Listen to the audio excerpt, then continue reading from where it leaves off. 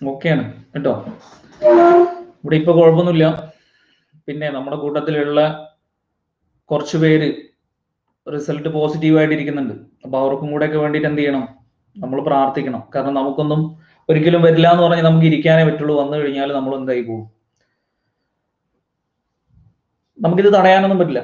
അപ്പൊ അതുകൊണ്ട് നമ്മൾ എന്ത് ചെയ്യണം, നമ്മുടെ കൂട്ടത്തിലുള്ള കുറച്ച് ആളുകൾ എന്ത് ചെയ്യുന്നുണ്ട്, പോസിറ്റീവായിട്ട് ഇപ്പോൾ ആകെ ഒരു ടെൻഷനിൽ ഇരിക്കുന്ന അവസ്ഥയാണ്. അപ്പൊ അവർക്കും കൂടെ വേണ്ടിയിട്ട് എന്ത് ചെയ്യണം, പ്രാർത്ഥിക്കണം. കാരണം നമുക്കറിയാൻ പറ്റും എത്രയോ ആളുകൾ ഇത് വന്ന് മാറിക്കഴിഞ്ഞ എത്രയോ ആളുകളാണ് കൂടുതലുള്ളത്. അപ്പൊ അതുകൊണ്ട് നമുക്ക് അവർക്ക് വേണ്ടി പ്രാർത്ഥിക്കുകയും ചെയ്യാം. പിന്നെ ബുദ്ധിമുട്ടുള്ള ആളുകൾ എന്ത് ചെയ്യാതിരിക്കുക, ടെൻഷൻ അടിക്കാതിരിക്കുക കേട്ടോ. നമ്മൾ സേഫ് ആയിട്ടിരിക്കുക. അപ്പൊ നമ്മളെ നന്നായിട്ട് എന്ത് ചെയ്തോളാം, കെയർ ചെയ്തോളാം. എപ്പോഴാണ് നമുക്കൊന്നും എന്താണ് വരിക എന്നുള്ളതൊന്നും നമുക്ക് ആർക്കും എന്ത് ചെയ്യാൻ പറ്റില്ല, പറയാനൊന്നും പറ്റില്ല. അപ്പൊ അതുകൊണ്ട് നമ്മൾ കഴിയുന്ന രീതിയിൽ നമുക്ക് മറ്റുള്ളവർക്ക് വേണ്ടിയിട്ട് പ്രാർത്ഥിക്കുകയും ചെയ്യാം, നമ്മൾ സേഫ് ആയിട്ടിരിക്കുകയും ചെയ്യാം കേട്ടോ. ഓക്കെ, അപ്പൊ നമ്മൾ കഴിഞ്ഞ ദിവസം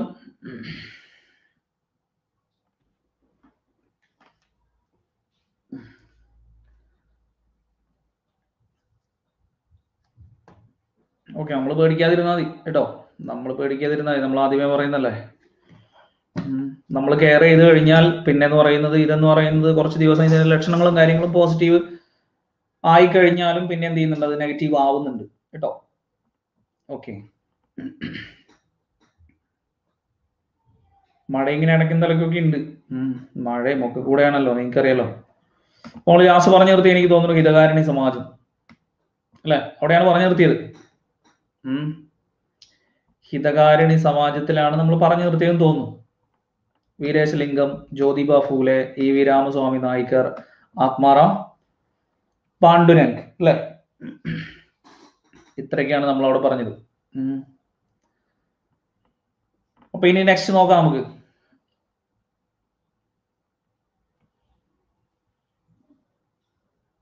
ഓക്കെ, ഓരോരുത്തരും വന്നോണ്ടിരിക്കുന്നു, വരുന്നവരിങ്ങനെ വന്നോട്ടെ അല്ലെ. അപ്പൊ ആദ്യമേ നമ്മൾ പറയുന്നത് പോള് യൂസ് ചെയ്യാം.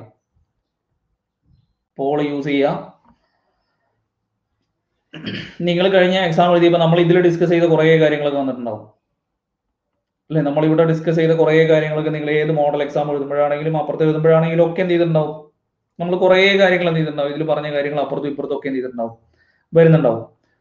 അപ്പൊ എന്താണ്, നമ്മൾ കുറെ കാര്യങ്ങൾ ഈ ക്വസ്റ്റ്യൻ പേപ്പർ ഡിസ്കഷൻ എന്ന് പറയുമ്പോൾ നിങ്ങൾക്ക് അറിയുന്ന കുറെ കാര്യങ്ങൾ നിങ്ങൾ എനിക്ക് ഇങ്ങോട്ടേക്ക് തരും അല്ലെ. പിന്നെ അതേപോലെ തന്നെ എനിക്ക് അറിയുന്ന കുറച്ച് കാര്യങ്ങൾ ഞാൻ എന്ത് ചെയ്യും, നിങ്ങൾക്ക് അങ്ങോട്ടേക്ക് സപ്പോർട്ട് ചെയ്യും. ഇത് ഹെൽപ്ഫുൾ ആവുന്ന ആർക്കാ, ഇത് ഹെൽപ്ഫുൾ ആവുന്നത് ഈ എന്തെങ്കിലും ഒരു ഫാക്ട് കിട്ടിയാൽ മതി എന്ന് പറഞ്ഞിട്ട് നമ്മൾ, അതായത് നോട്ട് ചെയ്യാൻ വേണ്ടിയിട്ട് നിൽക്കുമല്ലോ, ഒരു ഫാക്ട് എങ്കിലും ഒരു ഫാക്ട് എന്നുള്ള ലാഭത്തിന് വേണ്ടി നിൽക്കുക. അപ്പൊ നമുക്ക് എന്ത് ചെയ്യാൻ പറ്റും, അപ്പൊ നമുക്ക് ഇഷ്ടംപോലെ ഉപകാരങ്ങൾ ക്വസ്റ്റ്യൻ പേപ്പർ ഡിസ്കഷൻ കൊണ്ടുണ്ടാവും. കാരണം ഒരു 4 ഓപ്ഷൻ പറയുമ്പോഴത്തേക്ക് നമ്മൾ എന്ത് ചെയ്തിട്ടുണ്ടാവും, മിനിമം ഒരു 7-8 ഫാക്ട് എങ്കിലും ഒരു ക്വസ്റ്റ്യൻ തന്നെ നമ്മൾ പറഞ്ഞിട്ടുണ്ടാവും. അപ്പൊ എന്ത് ചെയ്യാൻ നിൽക്കുക, കൂടുതൽ ഫാക്ടുകൾ അടിച്ചു കയറി പറയാതെ നമ്മളൊരു 3-4 ഫാക്ടിലേക്ക് ഒതുക്കി അതെന്ത് ചെയ്യുക, അത് നന്നായിട്ട് നമ്മൾ റിവൈസ് ചെയ്യുന്ന തരത്തിലേക്ക് മാറ്റും കേട്ടോ. അപ്പൊ നമുക്ക് നോക്കാം. ചോദ്യം 18ാമത്തെ ചോദ്യം, പോൾ യൂസ് ചെയ്യാം കേട്ടോ. പോൾ യൂസ് ചെയ്യാം. SCRT നമുക്ക് ഇത് കഴിഞ്ഞിട്ട് ഇടാം, ക്വസ്റ്റ്യൻ പേപ്പർ ഡിസ്കഷൻ കഴിഞ്ഞിട്ട്.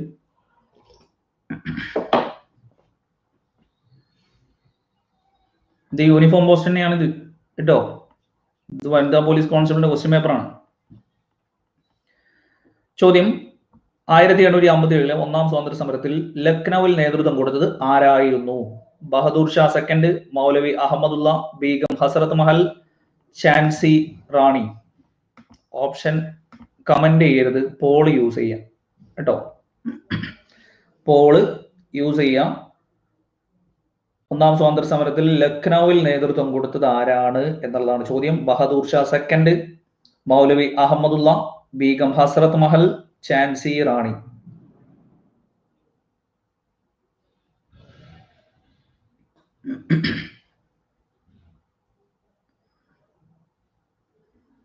ഇത് സ്ഥിരം ചോദ്യമാണ് അല്ലേ.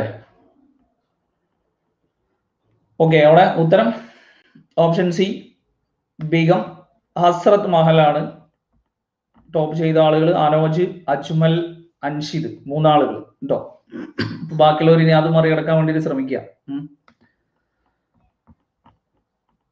ഇപ്പൊ ബീഗം ഹസ്രത്ത് മഹലാണ് എവിടെയൊക്കെ, ലക്നൌവിലും ഔദിലും ആരാണ്, ലക്നൌവിലും ഔദിലും ബീഗം ഹസ്രത്ത് മഹൽ തന്നെയാണ് എന്ത് ചെയ്തിട്ടുള്ളത്, നേതൃത്വം കൊടുത്തത്. പിന്നെയോ ബഹദൂർ ഷാ സെക്കൻഡ് ഇന്ത്യയുടെ ചക്രവർത്തിയായിട്ട് അവരോധിച്ചത്, അല്ലെ? ഇന്ത്യയുടെ ചക്രവർത്തിയായിട്ട് അവരോധിച്ചത്. പിന്നെയോ ഷെഹൻഷാഹി ഓഫ് ഇന്ത്യ എന്നറിയപ്പെടുന്നു. ഷെഹൻഷാഹി എന്ന പേരിൽ അറിയപ്പെടുന്നതും ആരാണ്? ബഹദൂർ ഷാ സെക്കൻഡ് തന്നെയാണ് കേട്ടോ. ബീഗം ഹസ്രത്ത് മഹൽ നമ്മൾ പറഞ്ഞു, ലക്നൗ, ഔദ്, ആഗ്ര, ഇതൊക്കെ ഏതാണ്? ഇതൊക്കെ ബീഗം ഹസ്രത്ത് മഹൽ തന്നെയാണ് കേട്ടോ. ആഗ്ര, ലക്നൗ, ഔദ്. അതിൽ മെയിൻ ആയിട്ട് ചോദിക്കാറുള്ളത് ലക്നൌവും ഔദുമാണ് എന്ത് ചെയ്യാറുള്ളത്, ചോദിക്കാറുള്ളത് കേട്ടോ.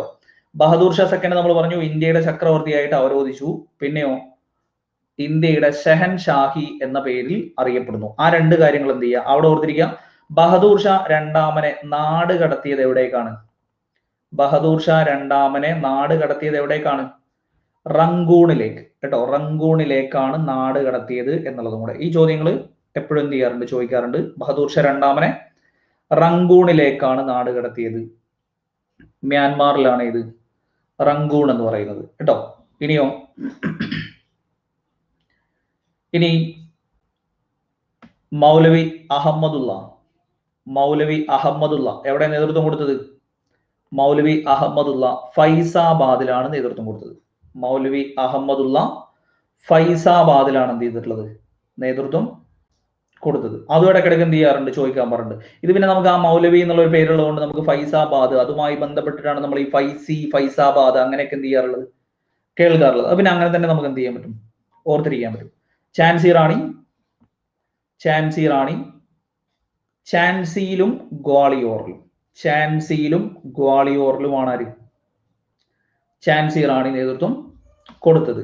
ഗ്വാളിയോറും ഝാൻസിയും. ഫൈസാബാദ് മൗലവി അഹമ്മദുള്ള, ബഹദൂർ ഷാ ഇന്ത്യയുടെ ചക്രവർത്തിയായിട്ട് ഷെഹൻഷാഹി ഓഫ് ഇന്ത്യ എന്നറിയപ്പെടുന്നു. റങ്കൂണിലേക്ക് നാട് കടത്തി ബീഗം ഹസ്രത്ത് മഹൽ, ആഗ്ര, ലക്നൗ, ഔദ്. ഇത്രയാണ് അവിടെ എന്ത് ചെയ്യാനുള്ളത്, അവിടെ ഓർത്തിരിക്കാനുള്ളത്. ഇനി ഇത് കൂടാതെ നമുക്ക് സ്ഥിരം ചോദിക്കുന്നതാണ് ഇത്. കാൺപൂരിൽ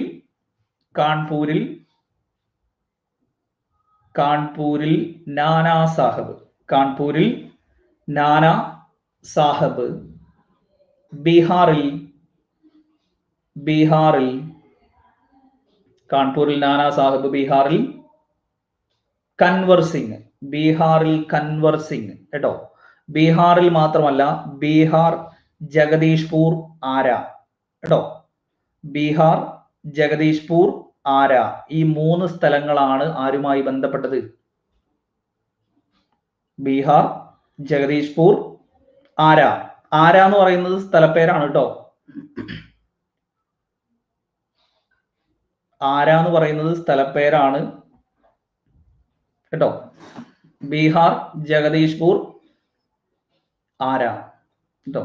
കാരണം ഞാൻ ബീഹാർ, ജഗദീഷ്പൂർ, ആരാ എന്ന് ചോദിക്കുമ്പോൾ കുറെ ആൾക്കാർ എന്ത് ചെയ്യുന്നുണ്ട്, കൻവർ സിംഗ് എന്ന് ഇങ്ങോട്ടേക്ക് പറയുന്നുണ്ട്. അവിടെ എന്താണ്, ബീഹാറിലും ജഗദീഷ്പൂരിലും ആരാ എന്നാണ് എന്ത് ചെയ്യുന്നത്, കുറെ ആൾക്കാർ അങ്ങനെയാണ് എടുക്കുന്നത്. അതുകൊണ്ടാണ് കൻവർ സിംഗ് എന്ന് എന്ത് ചെയ്യുന്നത്, ഇങ്ങോട്ടേക്ക് റിട്ടേൺ അടിക്കുന്നത്. ആരാ എന്ന് പറയുന്നത് സ്ഥലപ്പേരാണ്. ബീഹാറിലും ജഗദീഷ്പൂരിലും ആരാ എന്ന സ്ഥലത്തും എന്നുള്ള ലെവലിൽ എന്ത് ചെയ്താൽ മതി, അവിടെ ഓർത്തിരിക്കുക കേട്ടോ.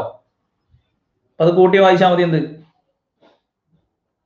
ബീഹാറിൽ ജഗദീഷിനെ കണ്ടവർ ആരാ എന്ന് കൂട്ടി വായിച്ചാൽ മതി. ബീഹാറിൽ ജഗദീഷിനെ കണ്ടവർ ആരാ എന്ന് കൂട്ടി വായിച്ചാൽ മതി. അപ്പൊ അവിടെ നിങ്ങൾക്ക് ബീഹാർ, ജഗദീഷ്പൂർ, കൻവർ, ആരാ ഇതെല്ലാം കൂടെ അവിടെ ചേർത്ത് എന്ത് ചെയ്യാൻ പറ്റും, ചേർത്ത് വായിക്കാൻ പറ്റും കേട്ടോ.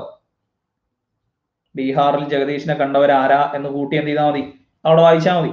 പിന്നെ നമ്മൾ എന്ത് ചെയ്യൂല, മാറൂല. അതുപോലെ കാൺപൂരാണെങ്കിൽ നമ്മൾ കണ്ണിന് പറയുന്ന വേറൊരു പേരാണ് എന്ത്, നയനം എന്ന് പറയുന്നത് അല്ലെ. കാൺപൂർ എന്നുള്ളത് നാനാ സാഹിബാണ്. ആ നയനാ സാഹിബ് എന്നുള്ള ആ ലെവലിൽ എന്ത് ചെയ്താൽ മതി, അവിടെ കൂട്ടി അങ്ങോട്ട് വായിച്ചാൽ മതി. പിന്നെയോ ഡൽഹിയിൽ നേതൃത്വം കൊടുത്ത ആരാ?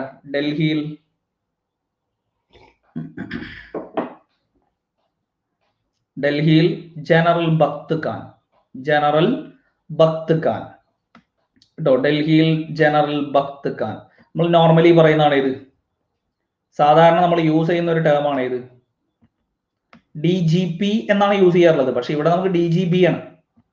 ഡൽഹിയിൽ ജനറൽ ബക്ത് ഖാൻ, ആ DGB എന്നുള്ള ലെവലിൽ DGP ആണെന്നുള്ള ലെവലിൽ എന്ത് ചെയ്താൽ മതി, അവിടെ ഒന്ന് ഓർത്തിരുന്നാൽ മതി.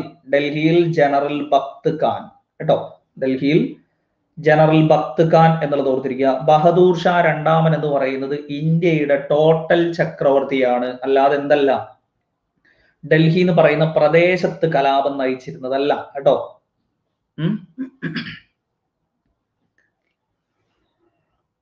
അപ്പൊ എന്ത് ചെയ്യാം, ഡൽഹിയിൽ ജനറൽ ബക്ത് ഖാൻ, ബറൌത്ത് പർഗാനയിൽ ഷാമാൾ, ബറൌത്ത് പർഗാനയിൽ ഷാമാൾ, ബറൌത്ത് പർഗാനയിൽ ഷാമാൾ. ഇത്രയാണ് നമുക്ക് എന്ത് ചെയ്യേണ്ടത്, കലാപം നയിച്ചിരുന്നവരുടെ പേര് ഓർത്തിരിക്കാനുള്ളത്. ഇനിയോ നാനാ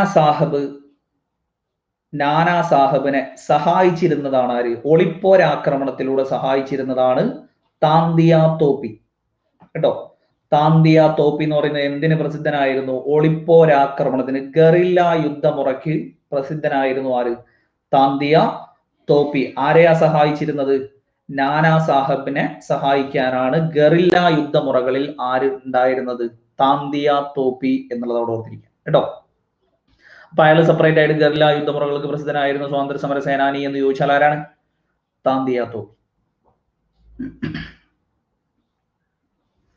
അപ്പൊ അത്രയും കാര്യങ്ങളാണ് മെയിൻ ആയിട്ട് നമുക്ക് എന്ത് ചെയ്യാനുള്ളത്, ഒന്നാം സ്വാതന്ത്ര്യ സമരവുമായി ബന്ധപ്പെട്ട അവിടെ ലീഡേഴ്സിന് എന്ത് ചെയ്യാനുള്ളത്, അവിടെ ഓർത്തിരിക്കാനുള്ളത്. ഇനി അടുത്ത ചോദ്യത്തിലേക്ക് പോവാം. ഇന്ത്യൻ ദേശീയ പ്രസ്ഥാനത്തിന്റെ നഴ്സറി ഷാമാൾ, ബറൌത്ത് പർഗാന കേട്ടോ. ഇന്ത്യൻ ദേശീയ പ്രസ്ഥാനത്തിന്റെ നഴ്സറി എന്ന് വിശേഷിപ്പിക്കപ്പെടുന്ന സ്ഥലം ഏത്, ലാഹോർ, ബംഗാൾ, പഞ്ചാബ്, ഡൽഹി. ഓപ്ഷൻ എന്ത് ചെയ്യാതിരിക്കുക, കമന്റ് ചെയ്യാതിരിക്കുക, പോൾ യൂസ് ചെയ്യുക കേട്ടോ. പോൾ യൂസ് ചെയ്യുക. ഇന്ത്യൻ ദേശീയ പ്രസ്ഥാനത്തിന്റെ നഴ്സറി ലാഹോർ, ബംഗാൾ, പഞ്ചാബ്, ഡൽഹി.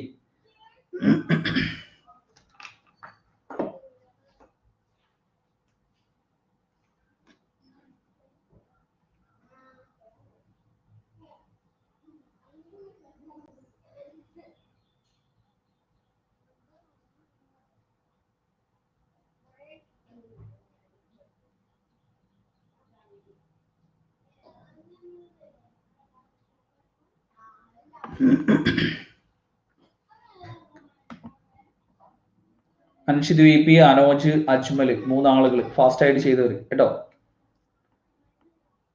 ഇന്ത്യൻ ദേശീയ പ്രസ്ഥാനത്തിന്റെ നഴ്സറി നമുക്കറിയാൻ പറ്റും ബംഗാളാണ്. നമ്മൾ സ്ഥിരമായിട്ട് എന്ത് ചെയ്യുന്നതാണ്, കേട്ടോണ്ടേയിരിക്കുന്ന അല്ലെ. ലാഹോർ നമുക്ക് ഓർത്തിരിക്കാനുള്ള ഒരു 2-3 കാര്യങ്ങൾ പറ. ലാഹോർ പൂർണ്ണ സ്വരാജ് അല്ലെ, പൂർണ്ണ സ്വരാജ് പ്രഖ്യാപിച്ച സമ്മേളനം ലാഹോറിൽ വെച്ചാണ് നടന്നത് 1929. രണ്ടാമത്തേത് ഭഗത് സിംഗ് ചൗക്ക് എവിടെ സ്ഥിതി ചെയ്യുന്നു, ഭഗത് സിംഗ് ചൗക്ക് ലാഹോറിലാണ് സ്ഥിതി ചെയ്യുന്നത്. ലാഹോർ ഏത് നദിക്കരയിൽ സ്ഥിതി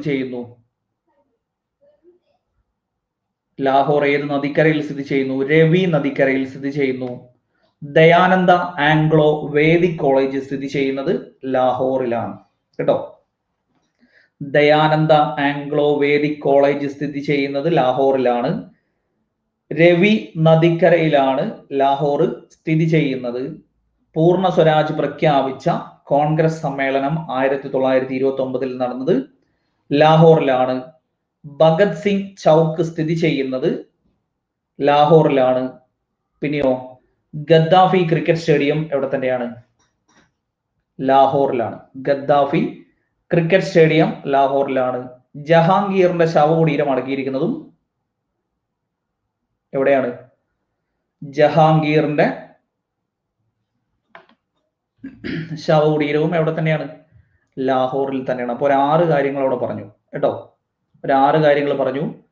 ജഹാംഗീറിന്റെ ശവകുടീരം, Gaddafi cricket stadium, Bhagat Singh Chowk, Ravi നദിക്കരയിൽ സ്ഥിതി ചെയ്യുന്നു, പൂർണ്ണ സ്വരാജ് പ്രഖ്യാപിച്ച സമ്മേളനം.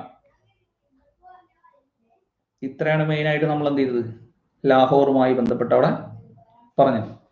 ഉണ്ടോ? അപ്പൊ അത്രയും കാര്യങ്ങൾ മതി അവിടെ. നെക്സ്റ്റ് പഞ്ചാബ് പറഞ്ഞോ. Dayananda Anglo Vedic college, Dayananda Anglo Vedic college, അതും കൂടെ പറഞ്ഞു. ദയാനന്ദ ആംഗ്ലോ വേദിക് കോളേജ് കേട്ടോ. Gaddafi cricket stadium, Gaddafi cricket stadium. Lahore Congress സമ്മേളനത്തിന്റെ അധ്യക്ഷൻ നെഹ്റു, അതൊക്കെ നമുക്ക് നോർമൽ ആയിട്ട് നമ്മൾ പറയുന്നല്ലേ കേട്ടോ. പഞ്ചാബ്, ഇന്ത്യയുടെ ധാന്യക്കലവറ ഏതാണ്? പഞ്ചാബാണ്. ജലസേചനം ഏറ്റവും കൂടുതൽ ഏതാണ്? പഞ്ചാബാണ്. പിന്നെയോ പഞ്ചാബ് സിംഹം, പഞ്ചാബ് കേസരി എന്നറിയപ്പെടുന്നത്, പഞ്ചാബ് കേസരി എന്നറിയപ്പെടുന്നത് ലാലാ ലജ്പത് റായ്. പഞ്ചാബ് കേസരി എന്നറിയപ്പെടുന്നത് ലാലാ ലജ്പത് റായ്. പഞ്ചാബിലെ ഏറ്റവും ചെറിയ നദി ഏതന്നെയാണ്? രവി നദി. പഞ്ചാബിലെ ഏറ്റവും ചെറിയ നദി രവി നദി. പിന്നെയോ സുവർണക്ഷേത്രം, സുവർണക്ഷേത്രം സ്ഥിതി ചെയ്യുന്നത് അമൃതസറിൽ, പഞ്ചാബിലാണ് സുവർണക്ഷേത്രം സ്ഥിതി ചെയ്യുന്നത്. വാഗ അതിർത്തിയും എവിടെ തന്നെയാണ്? വാഗ അതിർത്തിയും പഞ്ചാബിൽ തന്നെയാണ്. ഇങ്ങനെ കുറച്ച് സിമ്പിൾ ആയിട്ടുള്ള കാര്യങ്ങളാണ് എന്ത് ചെയ്യാറുള്ളത്, നമ്മളിപ്പോ ജസ്റ്റ് അവിടെ റിവൈസ് ചെയ്തത്. പിന്നെയോ പാർട്ടീഷൻ മ്യൂസിയം എന്നൊക്കെ പറഞ്ഞിട്ടൊക്കെ എന്ത് ചെയ്തിട്ടുണ്ടായിരുന്നു കറണ്ട് അഫേഴ്സിൽ നമുക്ക് കുറെ കാര്യങ്ങൾ. ജാലിയൻ വാലാബാഗ് പഞ്ചാബിലെ അമൃതസറിലാണ്. ഇങ്ങനെ കുറെ കാര്യങ്ങൾ. ആദ്യമായിട്ട് അടിയന്തരാവസ്ഥ, കുറെ കാര്യങ്ങൾ നമുക്ക് ചെറിയ ചെറിയ കാര്യങ്ങൾ എന്ത് ചെയ്യുന്നുണ്ട് പഞ്ചാബുമായിട്ട് ഓർത്തിരിക്കാനുണ്ട്. അപ്പൊ ഏതെങ്കിലും ഒരു 4 കാര്യം എന്ത് ചെയ്യുക, റിവൈസ് ചെയ്യുക. ഒന്ന്, ലേസർ മതിലുകൾ സ്ഥാപിച്ചിരിക്കുന്നത് പഞ്ചാബിലാണ്. പഞ്ചാബിലെ ഏറ്റവും ചെറിയ നദി രവി നദി. പിന്നെയോ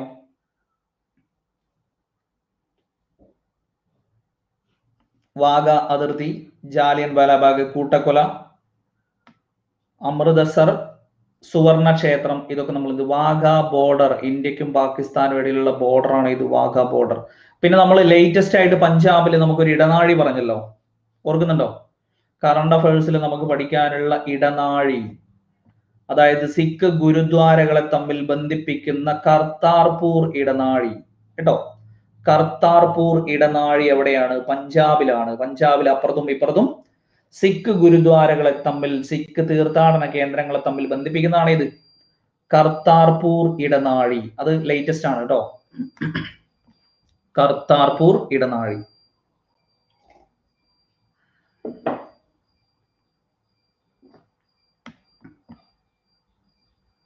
ഓക്കെ, ഇത്രയും കാര്യങ്ങൾ എന്ത് ചെയ്യുക, അവിടെ പഞ്ചാബുമായിട്ട് ഓർത്തിരിക്കുക. ഇനിയോ ഡൽഹി, ഡൽഹി, ഡൽഹി പറഞ്ഞോ. ഡൽഹിയിലാണ് ഏത്? കഴിഞ്ഞ വർഷം നമ്മൾ കണ്ടാണ് ഇത് യമുന നദിക്ക് കുറുകെ അരവിന്ദ് കെജ്രിവാൾ ഉദ്ഘാടനം ചെയ്ത സിഗ്നേച്ചർ ബ്രിഡ്ജ് അല്ലെ, സിഗ്നേച്ചർ ബ്രിഡ്ജ് ഡൽഹി തലസ്ഥാനമാക്കിയ വർഷം, ഡൽഹി തലസ്ഥാനമാക്കിയ വർഷം 1911. 1911 എന്ത് ചെയ്തത്, ഡൽഹി തലസ്ഥാനമാക്കിയത്. ഡേറ്റ് ഡിസംബർ 12 കേട്ടോ, ഡേറ്റ് ഡിസംബർ 12 എന്നുള്ളത് ഓർത്തിരിക്കുക. ആരുടെ കാലത്താ ഡൽഹി തലസ്ഥാനമാക്കിയത്? ആരുടെ കാലത്താ? ഹാഡിഞ്ച് രണ്ടാമന്റെ കാലത്താണ് എന്ത് ചെയ്തത് ഡൽഹി തലസ്ഥാനമാക്കിയത്. ഡൽഹി തലസ്ഥാനമാക്കിയത് ഹാഡിഞ്ച് രണ്ടാമന്റെ കാലത്ത് 1911. പിന്നെയോ സിഗ്നേച്ചർ ബ്രിഡ്ജ് യമുന നദിക്ക് കുറുകെയാണ്. അംബേദ്കർ മെമ്മോറിയൽ സ്ഥിതി ചെയ്യുന്നത് എവിടെയാണ്? അംബേദ്കർ മെമ്മോറിയൽ സ്ഥിതി ചെയ്യുന്നതും എവിടെയാണ്? ലേറ്റസ്റ്റ് ആയിട്ട് നമ്മൾ കണ്ടതാണ് ഇത്. അംബേദ്കർ മെമ്മോറിയൽ ഡൽഹിയിലാണ് സ്ഥിതി ചെയ്യുന്നത്. ഡൽഹിക്ക് പ്രത്യേക പദവി NCT എന്നൊരു പദവി കൊടുത്ത വർഷമാണ് ഇത്. ഡൽഹിക്ക് പ്രത്യേക പദവി NCT എന്ന പദവി കൊടുത്ത വർഷമാണ് ഇത്. 1992 കേട്ടോ, 1992. 91 അതിന്റെ ഭേദഗതിയാണ്. ഇത് കൊടുത്ത വർഷം എന്ന് പറയുന്നത് 92 ഫെബ്രുവരിയിലാണ് കേട്ടോ. കൊടുത്തത് എന്ന് പറയുന്നത് അത് പ്രാബല്യത്തിൽ വന്നത് എന്നാണ് ഉദ്ദേശിക്കുന്നത്. അതാണ് എങ്ങനെ 92 എന്ന് പറയുന്നത് കേട്ടോ. അമെന്മെന്റ് ആണ് ഇപ്പോ 91. ഏതുപോലെ നമ്മുടെ GST അമെന്മെന്റും കാര്യങ്ങളൊക്കെ നമ്മൾ എന്ത് ചെയ്യുന്നുണ്ട് 2016 പാസ്സാക്കി എടുത്തിട്ടുണ്ട്. പക്ഷെ GST നിലവിൽ വന്ന എപ്പോഴാ? 2017 ജൂലൈ 1 അല്ലേ? എന്ന പോലെയാണ് എന്ത് ചെയ്യുന്നത് ഇവിടെ ഡൽഹിക്ക് NCT എന്നൊരു പദവി കൊടുത്തത് എപ്പോഴാ 92-ലാണ്. ആർട്ടിക്കിൾ ആണ് ഏത് 239 AA കേട്ടോ. 239 AA എന്ന് പറയുന്ന ആർട്ടിക്കിൾ പ്രകാരമാണ് ഡൽഹിക്ക് പ്രത്യേക പദവി. പറഞ്ഞ കാര്യങ്ങൾ ഒന്നുകൂടെ റിവൈസ് ചെയ്യുന്നു. ഡൽഹി തലസ്ഥാനമാക്കിയത് 1911 ഡിസംബർ 12, ഹാർഡിഞ്ച് 2. ഡൽഹിക്ക് പ്രത്യേക പദവി NCT 1990. നോട്ട് നിങ്ങൾ ഒപ്പം എഴുതണം. അതിനു വേണ്ടിയിട്ടാണ് രണ്ടാമത് എന്ത് ചെയ്യുന്നത്, രണ്ടാമത് റിപ്പീറ്റ് ചെയ്ത് പറയുന്നത്. അല്ലെങ്കിൽ ഒരു 10-20 കാര്യങ്ങൾ നമ്മൾ പറഞ്ഞു പോകൂലേ കേട്ടോ. 239 AA പ്രത്യേക പദവിക്ക് കൊടുത്ത ആർട്ടിക്കിൾ ആണ്. 1992 വർഷം. സിഗ്നേച്ചർ ബ്രിഡ്ജ് ഡൽഹിയിലാണ്. പിന്നെയോ അംബേദ്കർ മെമ്മോറിയൽ ഡൽഹിയിലാണ്. ഇത്രയാണ് അവിടെ എന്ത് ചെയ്യാനുള്ളത്, നമ്മൾ ആകെ റിവൈസ് ചെയ്ത് പറഞ്ഞത് കേട്ടോ.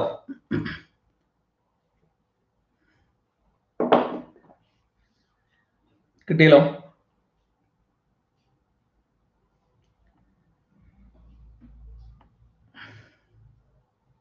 സിഗ്നേച്ചർ ബ്രിഡ്ജ് യമുന നദിക്ക് കുറുകെ കേട്ടോ. അപ്പൊ അത്രയും കാര്യങ്ങളാണ് നമ്മൾ അവിടെ പറഞ്ഞു. ലാഹോർ പറഞ്ഞു, പഞ്ചാബ് പറഞ്ഞു, ഡൽഹി പറഞ്ഞു. അപ്പൊ അടുത്ത ചോദ്യത്തിലേക്ക് പോവാം.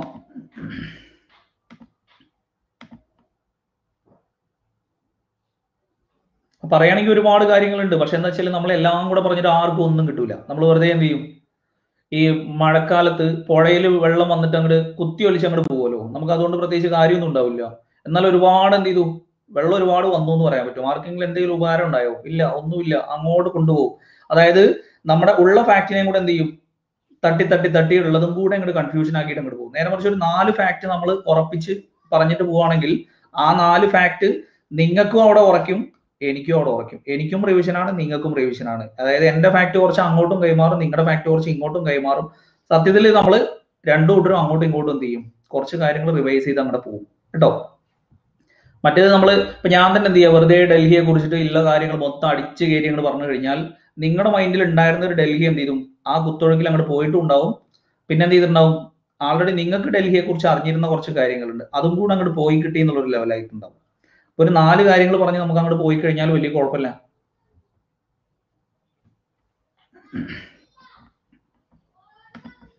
അപ്പൊ നെക്സ്റ്റിലേക്ക് പോവാം. ലോകത്തെ ഏറ്റവും കൂടുതൽ പ്രമേഹ രോഗികളുള്ള രാജ്യം അമേരിക്ക, ചൈന, ബ്രിട്ടൻ, ഇന്ത്യ. ലോകത്തെ ഏറ്റവും കൂടുതൽ പ്രമേഹ രോഗികളുള്ള രാജ്യം അമേരിക്ക, ചൈന, ബ്രിട്ടൻ, ഇന്ത്യ.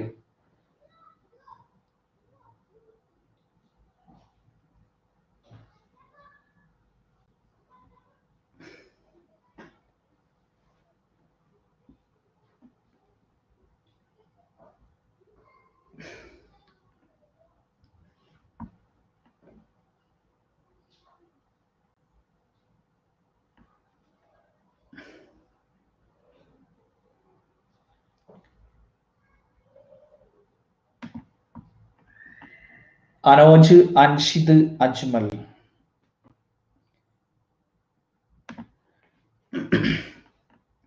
ഇത് പഴയ റിപ്പോർട്ട് പ്രകാരമാണ്. ഇത് ലോകത്തെ ഏറ്റവും കൂടുതൽ പ്രമേഹ രോഗികളുള്ള രാജ്യം ഇന്ത്യ എന്ന് പറയുന്നത്. അതിൽ ചെറിയൊരു വേരിയേഷൻ അങ്ങോട്ടും ഇങ്ങോട്ടും വന്നു, പക്ഷെ അതെന്തായിട്ടില്ല, കൺഫേം ആയിട്ടില്ല കേട്ടോ. പുതിയ റിപ്പോർട്ടൊക്കെ വന്നിട്ടുണ്ടായിരുന്നു. ചൈന എന്ത് ചെയ്തു, അതായത് പ്രമേഹ രോഗികളിൽ മറികടന്നു എന്ന് പറയും. പക്ഷെ വേൾഡ് ലെവലിലുള്ള റിപ്പോർട്ടായിട്ട് എന്ത് ചെയ്തിട്ടില്ല, അംഗീകരിച്ചിട്ടില്ല. നമുക്കിപ്പോഴും എന്ത് ചെയ്യും, നമുക്ക് വിട്ടുകൊടുക്കാൻ പറ്റില്ല. നമ്മളിപ്പോഴും തന്നെ നിൽക്കുക, തൽക്കാലം ഇന്ത്യയിൽ തന്നെ പിടിച്ച് നിൽക്കുക കേട്ടോ. ലോകത്ത് ഏറ്റവും കൂടുതൽ പ്രമേഹ രോഗികളുടെ രാജ്യമാണ് ഇത് ഇന്ത്യ എന്ന് പറയുന്നത്. ഇനി ഇതിൽ ബാക്കി നമുക്ക് അമേരിക്കയിൽ നിന്ന് കടമെടുത്ത ആശയങ്ങൾ പറഞ്ഞു. ഏറ്റവും പ്രധാനപ്പെട്ട ഒരു 4 കടമെടുത്ത ആശയങ്ങൾ പറഞ്ഞു. ഇന്ത്യൻ ഭരണഘടന അമേരിക്കയിൽ നിന്നും കടമെടുത്ത ഒരു 4 ആശയങ്ങൾ. ഒന്ന്, ഏറ്റവും ആദ്യം പറയേണ്ടത് ഏതാ? ഏറ്റവും ആദ്യം പറയേണ്ടത് മൗലിക അവകാശങ്ങൾ അല്ലെ? മൗലിക അവകാശങ്ങൾ. പിന്നെയോ ആമുഖം, സുപ്രീം കോടതി, ജുഡീഷ്യൽ റിവ്യൂ. ആമുഖം, സുപ്രീം കോടതി, ജുഡീഷ്യൽ റിവ്യൂ, പ്രസിഡന്റിനെ മാതൃകയാക്കിയിരിക്കുന്നത് കേട്ടോ. പ്രസിഡന്റിനെ മാതൃകയാക്കിയിരിക്കുന്നതും അമേരിക്കയാണ്. പ്രസിഡന്റ്, വൈസ് പ്രസിഡന്റ് ഇതൊക്കെ നമ്മൾ മാതൃകയാക്കിയിരിക്കുന്നതും ആരെയാണ്? അമേരിക്കയാണ്. അത്രയും മതി അവിടെ കേട്ടോ. മൗലിക അവകാശങ്ങൾ, സുപ്രീം കോടതി, ആമുഖം, ജുഡീഷ്യൽ റിവ്യൂ, പ്രസിഡന്റിനെയും വൈസ് പ്രസിഡന്റിനെയും മാതൃകയാക്കിയിരിക്കുന്നത് ഇത്ര എവിടെ നിന്നാണ്? ഇത്രയും അമേരിക്കയിൽ നിന്നാണ്. പിന്നെ അതിൽ നിങ്ങൾ എന്ത് ചെയ്താൽ മതി? അതിൽ നിങ്ങൾക്ക് സുപ്രീം കോടതിയോടൊപ്പം ഓർത്തിരിക്കാവുന്ന കാര്യങ്ങളാണ്. അവിടെയുള്ള ജഡ്ജസിനെ പുറത്താക്കേണ്ട നടപടിയും അപ്പൊ എവിടെ തന്നെ ആയിരിക്കും? അമേരിക്കയിൽ തന്നെയാണ്. ഇനിയോ അവിടുന്ന് കടമെടുത്ത പ്രസിഡന്റിനെയും വൈസ് പ്രസിഡന്റിനെയും പുറത്താക്കണമെങ്കിൽ ഇംപീച്ച്മെന്റ്, അതും എവിടെ തന്നെയാണ്? അതും അമേരിക്കയിൽ. അത് അതിന്റെ ഉള്ളിൽ വരുന്നതാണ് കേട്ടോ. സുപ്രീം കോടതി ജഡ്ജസിനെ പുറത്താക്കുക എന്നുള്ള നടപടി സുപ്രീം കോടതിയിൽപ്പെട്ട കാര്യമാണ്. പ്രസിഡന്റിനെ പുറത്താക്കുക എന്ന് പറയുന്ന ഇംപീച്ച്മെന്റ് പ്രസിഡന്റിൽ പെട്ടതാണ്. അപ്പൊ നമുക്ക് അങ്ങനെ ഓർത്തിരുന്നാൽ മതി. അപ്പൊ മൗലികാവകാശങ്ങൾ, ആമുഖം, സുപ്രീം കോടതി, ജുഡീഷ്യൽ റിവ്യൂ, പ്രസിഡന്റിനെ വൈസ് പ്രസിഡന്റിനെ മാതൃകയാക്കിയിരിക്കുന്നത് കേട്ടോ. അത്രയും കാര്യം മെയിൻ ആയിട്ട് അവിടെ ഓർത്തിരിക്കുക. ബ്രിട്ടൻ പാർലമെന്ററി സമ്പ്രദായം. നമുക്ക് ബ്രിട്ടീഷുകാരാണ് പാർലമെന്റ് എന്താന്ന് കാണിച്ചു തന്നത്, അല്ലയോ? പിന്നെയോ നമ്മളെ അവരുടെ നിയമം കൊണ്ട് ചവിട്ടിക്കൂട്ടിയത് ആരെയാണ്? നമ്മളെയാണ്. അപ്പൊ നിയമവാഴ്ച അതും എവിടെ തന്നെയാണ്? ബ്രിട്ടനിൽ നിന്ന് തന്നെയാണ്. പിന്നെയോ ഇവിടെയുള്ള ഏക പൗരത്വം, സിംഗിൾ സിറ്റിസൺഷിപ്പ് എന്ന് പറയുന്നതും എവിടെ തന്നെയാണ്? ബ്രിട്ടനിൽ നിന്ന് തന്നെയാണ്. പിന്നെയോ ഇവിടെ നമുക്ക് ലോക്സഭ, രാജ്യസഭ, അതായത് അപ്പർ ഹൗസ്, ലോവർ ഹൗസ് എന്ന് പറഞ്ഞിട്ട് പാർലമെന്റിനെ രണ്ടാക്കി തന്നതും അവര് തന്നെയാണ്. ദ്വിമണ്ഡല സഭ എന്ന് പറയുന്നത് കേട്ടോ. ദ്വിമണ്ഡല സഭ എന്ന് പറയുന്നതും ആരിൽ നിന്ന് തന്നെയാണ്? ബ്രിട്ടനിൽ നിന്ന് തന്നെയാണ്. സ്പീക്കറും, അതായത് നിങ്ങൾ ഒറ്റ കാര്യം ഓർക്കുക, പാർലമെന്റ് കിട്ടിക്കഴിഞ്ഞാൽ നമുക്ക് അറിയാൻ പറ്റും അവിടെ എന്ത്? പാർലമെന്റിന് എത്ര സഭയാ? 2 സഭയാണ്. അപ്പോ ദ്വിമണ്ഡല സഭ. പിന്നെ പാർലമെന്റിലാണ് ആരുള്ളത്? സ്പീക്കർ ഉള്ളത്. അപ്പൊ ആ സ്പീക്കറും എവിടെ തന്നെയാണ്? ബ്രിട്ടനിൽ നിന്ന് തന്നെയാണ്. പിന്നെയോ നമുക്കിവിടെ നിയമങ്ങളെല്ലാം അവരാണ് നമ്മുടെ മേൽ അടിച്ചേൽപ്പിച്ചത്. ആ നിയമവും നിയമവാഴ്ച, ഏക പൗരത്വം, ഇത്രയാണ് മെയിൻ ആയിട്ട് എവിടെ ഓർത്തിരിക്കേണ്ടത്? ബ്രിട്ടനുമായിട്ട് ഓർത്തിരിക്കേണ്ടത് കേട്ടോ. ബ്രിട്ടനുമായിട്ട് നമുക്ക് അവിടെ ഓർത്തിരിക്കേണ്ടത് ഇത്രയും കാര്യങ്ങൾ: നിയമവാഴ്ച, ഏക പൗരത്വം, പാർലമെന്ററി സമ്പ്രദായം, ദ്വിമണ്ഡല സഭ, സ്പീക്കർ കേട്ടോ. പിന്നെ വേറെ കുറെ സംഭവങ്ങളൊക്കെ ഉണ്ട്. ഷാഡോ ക്യാബിനറ്റ് സിസ്റ്റം എന്നൊക്കെ പറയുന്നൊക്കെ ഉണ്ട്. അതൊക്കെ വളരെ ഡീപ്പാണ്. ഇക്വാലിറ്റി ബിഫോർ ലോ എന്ന് പറയുന്ന കുറെ സംഭവങ്ങളുണ്ട് കേട്ടോ. നമുക്ക് അത്രയൊന്നും ആവശ്യമില്ല ഇപ്പോ. ഈ ഒരു 5 എന്ത് ചെയ്യാം? അവിടെ ഓർത്തിരിക്കാം. റിട്ടുകൾ വരുന്നുണ്ട്, കുറെ സംഭവങ്ങൾ വരുന്നുണ്ട് കേട്ടോ.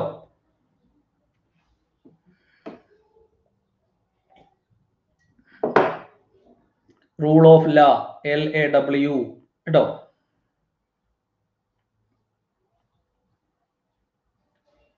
അത്ര ഓർത്തിരിക്കുക.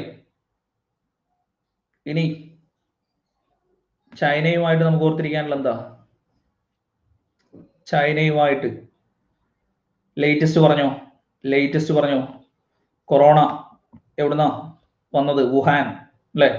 പിന്നെയോ ഇന്ത്യയും ചൈനയും തമ്മിൽ തർക്കത്തിലിരിക്കുന്ന ലഡാക്കിന്റെ ഭാഗമായിട്ടുള്ള പ്രദേശം അക്സായ് ചിൻ കേട്ടോ. അക്സായ് ചിൻ, ബാക്കിയൊക്കെ അതിന്റെ പാർട്ടാണ്. അക്സായ് ചിൻ എന്ന് പറയുന്നത് ഇന്ത്യയുടെയും ചൈനയുടെയും അതിർത്തിയുടെ ഹൃദയം എന്നറിയപ്പെടുന്ന തടാകം. ഇന്ത്യയുടെയും ചൈനയുടെയും അതിർത്തിയുടെ ഹൃദയം എന്നറിയപ്പെടുന്ന തടാകം പാൻഗോങ് തടാകം കേട്ടോ. പാൻഗോങ് തടാകം, ലഡാക്കിലുള്ള പാൻഗോങ് തടാകം. ഇതൊക്കെ ലേറ്റസ്റ്റ് ആയിട്ടുള്ള കാര്യങ്ങളാണ്. ഇന്ത്യയും ചൈനയും തമ്മിൽ തർക്കത്തിലിരിക്കുന്ന ലഡാക്കിലെ പ്രദേശം അക്സായ് ചിൻ തടാകം, വുഹാൻ നഗരം കൊറോണ ആദ്യമായിട്ട് സ്ഥിരീകരിച്ചത് എന്നുള്ളത് അവിടെ ഓർത്തിരിക്കുക. അപ്പൊ ലഡാക്കിൽ അക്സായ് ചിൻ, പാൻഗോങ് തടാകം കേട്ടോ. പാൻഗോങ് തടാകം. ഗുൽവാനൊക്കെ അവിടെ ഉള്ള സ്ഥലം തന്നെയാണ് കേട്ടോ. ഗുൽവാനൊക്കെ എന്ന് പറയുന്നത് ഇതിന്റെ അടുത്തുള്ള സ്ഥലം തന്നെയാണ്. ഗുൽവാനിലേക്കാണ്, ഇങ്ങോട്ടേക്കാണ് അവിടെ ഇന്നത്തെ പത്രത്തിലുള്ള ഗുൽവാൻ എന്നൊക്കെ പറയുന്നത് കേട്ടോ. അപ്പൊ നമുക്ക് കുറെ സംഭവങ്ങൾ എന്ത് ചെയ്യണ്ടോ? ഇപ്പൊ അപ്പുറത്ത് നേപ്പാളുമായിട്ടാണെങ്കിൽ കാലാപാനി എന്നൊക്കെ പറഞ്ഞിട്ട് അവിടെ നമുക്ക് വേറെ ഓർത്തിരിക്കാനുണ്ട് കേട്ടോ. തടാകത്തിന്റെ നെയിമാണ് പാൻഗോങ്. ഇഷ്ടം പോലെ പേര് അവിടെ എഴുതിയിട്ടുണ്ട്. അതാ പാൻഗോങ്. ഇന്ത്യയുടെയും ചൈനയുടെയും അതിർത്തിയിലെ അതിർത്തിയുടെ ഹൃദയം heart of India and China border എന്നാണ് പറയുക. Heart of India and China border, Pangong തടാകം കേട്ടോ.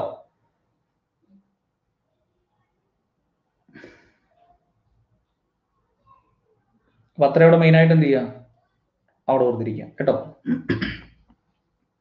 ഇപ്പൊ പാൻഗോങ് തടാകം ലഡാക്കിലാണ്, Aksai chin ലഡാക്കിലാണ്, ചൈനയുമായിട്ട് പ്രശ്നമുള്ളത്.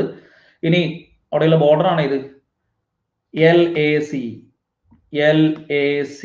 Line of actual control കേട്ടോ. ഇന്ത്യക്കും ചൈനയ്ക്കും ഇടയിലുള്ള അവിടുത്തെ ബോർഡർ ആണ് ഇത്, line of actual control, line of actual control കേട്ടോ. കാലാപാനി ഇന്ത്യയും നേപ്പാളും തമ്മിൽ തർക്കത്തിലിരിക്കുന്ന പ്രദേശമാണ് കേട്ടോ. കാലാപാനി എന്ന് പറയുന്നത് ഇന്ത്യയും നേപ്പാളും തമ്മിൽ തർക്കത്തിലിരിക്കുന്ന പ്രദേശമാണ് എന്നുള്ളത് എന്ത് ചെയ്യണം, അവിടെ ഓർത്തിരിക്കണം. കഴിഞ്ഞ ദിവസങ്ങളിലൊക്കെ നമ്മൾ കണ്ടതാണ് ഇത്, കാലാപാനിക്ക് വേണ്ടിയുള്ള തർക്കം. നമുക്കാണെങ്കിൽ ഏത് കാലാപാനിയുള്ളൂ, കാലാപാനിയുള്ളൂ? ആൻഡമാൻ നിക്കോബാർ ദ്വീപിലുള്ള സെല്ലുലാർ ജയിൽ എന്നും പറഞ്ഞിട്ടുള്ള കാലാപാനി മാത്രമേ ഉള്ളൂ. ആ കാലാപാനി മാത്രമല്ല, മോളിൽ ഒരു കാലാപാനി ഉണ്ട് കേട്ടോ. നേപ്പാൾ അവരുടേതാണ് എന്ന് പറയുന്ന കാലാപാനി ഉത്തരാഖണ്ഡിൽ കേട്ടോ. ഉത്തരാഖണ്ഡിലാണ് ഇത് കാലാപാനി.